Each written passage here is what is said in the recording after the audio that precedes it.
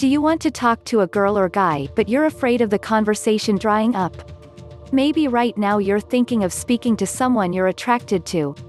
Maybe you even have a date planned. But you just want to make sure you don't run out of good things to talk about. That would be embarrassingly awkward, wouldn't it? Imagine both of you sitting near each other. There is a sudden pause in the conversation and you know that you should say something now, but your brain seems to have stopped working. All you can think of is some boring question or stupid comment, but nothing interesting or good enough to actually say out loud. You feel an awkward silence slowly descending like a dark cloud, and you start to panic inside. You feel like you've become a total idiot because your mind has become totally blank. It's like you've lost your whole personality. You can barely even remember your own name at this point, let alone an appropriate thing to talk about. You're not alone if you've been in this situation before. I certainly have, many times. And I can understand that you want to prevent this from happening to you again, especially if you're talking to a person who you like. Well, good news. I've put together this cheat sheet of 50 interesting conversation topics you can use at any time to rekindle the conversation, even if you feel it start to go downhill. You can go over this list before a first date or a party, whenever you need to have a few good things to talk about in mind, just in case.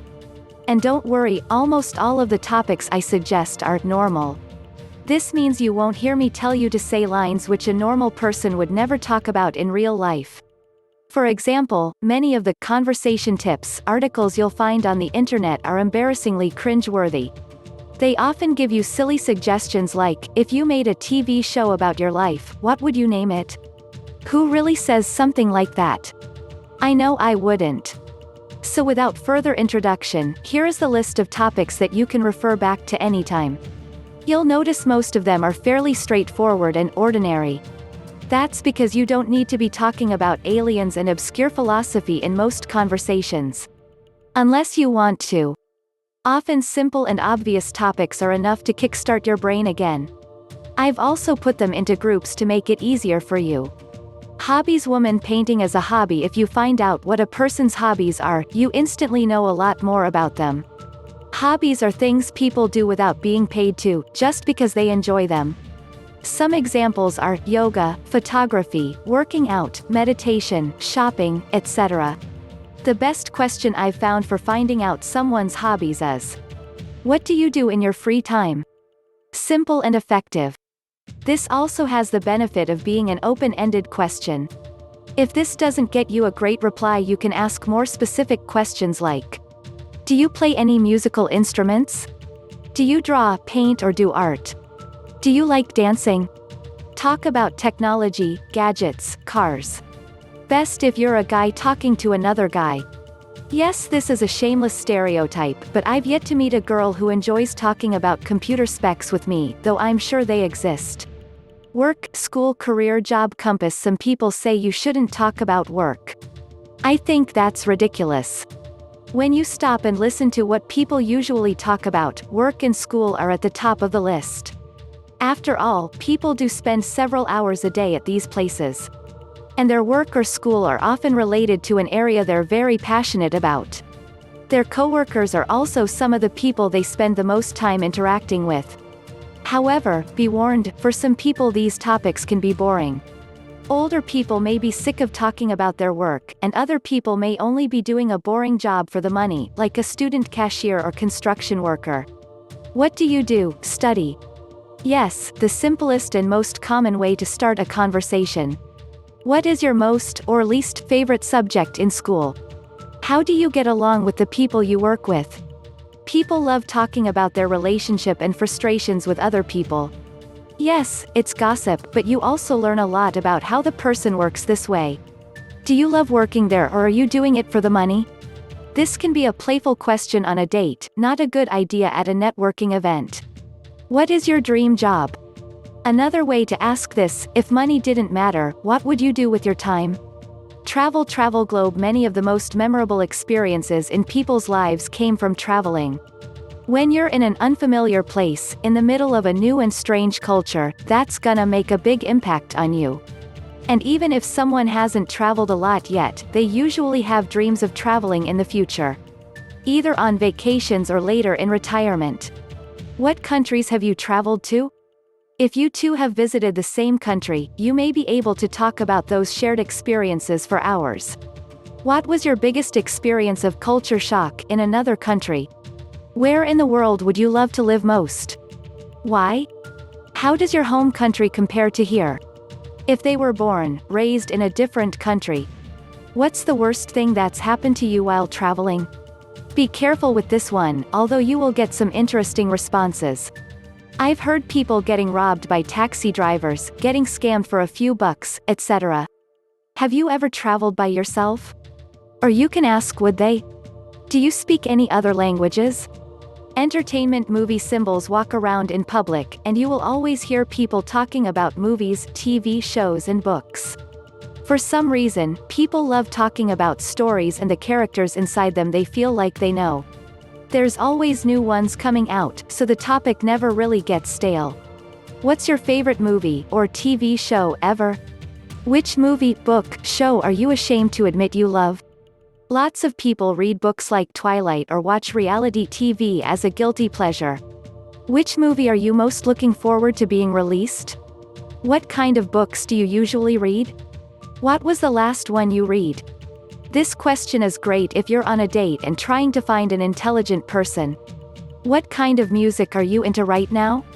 A study found talking about music preferences leads to a quicker connection because music reveals your values to others. What concerts have you been to? If someone spends the money and time to go see an artist live, it means they like them a lot. What movies have you watched more than once? Or what books have you read multiple times? I've watched the Breaking Bad TV show 3 times already because it's my favorite. Do you play video games? When someone is really into video games, it's a large part of their daily life. Food, cooking food dish. This is a light and fun topic. Everybody eats, and most people enjoy talking about their personal taste in food.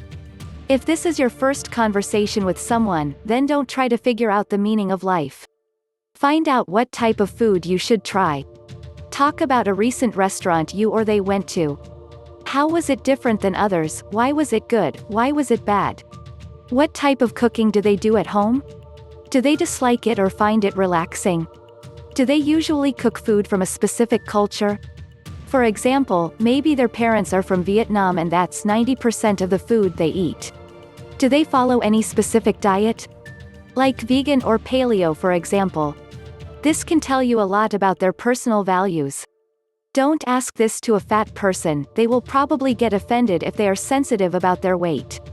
Past experiences. Kids dressed up as superheroes. The challenge with talking about past experiences is that you usually don't want to get too personal too quickly. If you do, the conversation may start to sound like a therapy session. On a romantic date, some of these questions may be appropriate. In other situations, you'll want past stories to come up more spontaneously, as they relate to whatever topic is being talked about. For example, if the topic of some new music trend comes up, you can mention what type of music you were into as a kid. Where did you grow up? What were you like as a kid? Behaved, rebellious, quiet, attention-seeking, etc. What did you want to be when you grew up? You can also turn this into a funny question by asking them, what do you want to be when you grow up, even if they're an adult? What were your past jobs like? Do you have any siblings? Find out if you two shared any common interests as kids. Maybe you were both interested in Pokémon, Harry Potter, etc. This can be an amazing way to build a lot of rapport quickly. Present observations pointing to topic of conversation. This one is something most people miss. Back when I had a hard time carrying conversations, I'd often desperately try to think of new random topics to talk about out of thin air. I would search my brain for something cool to say, like a magician pulling a rabbit out of his hat. As you can guess, this didn't work that well. What I've now realized is that making small observations about your environment is a great way to restart any conversation. Instead of racking the inside of your brain searching for something to say, instead try looking around you and pointing something out in the environment. This will often naturally lead to other things you two can discuss. If this is your first time meeting, why are you both here now? If it's an art gallery or a business networking event, that is the best topic to start the conversation with. Make a comment about something they're wearing. Maybe it's an interesting piece of jewelry or a compliment about their shirt. What other people are nearby? Talk about what they're doing, guess what their personality is like, maybe even make up a funny conspiracy story. Is there anything new, unusual or different about your environment? Put more attention into your physical senses. Is there music playing? Some smell that you didn't notice before? Are you eating something? What can you feel touching your skin? Future plans. Man thinking about his future. People love talking about what they are looking forward to. The challenge here is not to sound like a job interviewer with something like, where do you see yourself in 5 years? What are you doing this weekend? Very common conversation topic. This is a great way to start a conversation with someone you already know. What local events are you looking forward to? This could be a festival, holiday, concert, protest, or anything. Would you prefer to live in the city or on a farm? What's your main goal right now? What are you trying to accomplish? Human relationships. 11,316,504_s. Almost nothing is more fascinating to most people than talking about how people work. Why? Because much of the meaning in our lives come from our connections. And to get what you want in life, you have to know how to handle people. Talk about men or women. I've seen guys connect very quickly talking about women, what they do, and how they operate. And I've heard this is even more true when women talk to each other about men. Ask them what their friends are like. Are they very similar to each other, or opposites? Have they had with the same friends most of their life, or made a lot of new ones? Ask about their family. Who did they live with? Were they strict, or easygoing? Talk about some interesting idea you know from psychology. If you read a lot of psychology books like I do, this is easy. You can tie it into a story they just said. What do you believe is true that most people would disagree with you on? This is a bit of an unusual, deeper question, but I'll put it in here since it's really powerful. In fact, one of the most influential investors in the world says this his top interview question. Conclusion. Phew. That's a lot of topic suggestions. I hope you've picked up at least a few that can help you in your next conversation. One last point in conclusion.